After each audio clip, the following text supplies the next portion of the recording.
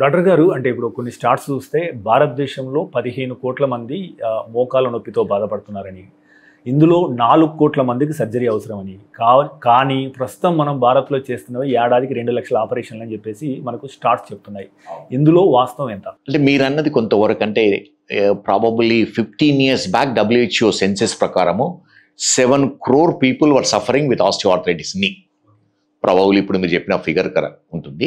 ఈ ఆస్టియోఆర్థరైటిస్లో around 2% will need surgery. 2% వాళ్ళే నీ రిప్లేస్మెంట్, మిగతా కొంత పర్సెంటేజ్ ప్రాబబ్లీ వేరే సర్జరీస్ అవసరం ఉంటుంది. సో 6-7 crores అనేది మే నాట్ బి, అంటే I'm not sure, but significant number needing knee replacement. And knee replacement surgery between 2 to 250 అవుతున్నాయి. ఈ విధంగా చేస్తే ప్రాబబ్లీ మనము నెంబర్ను తగ్గించలేము.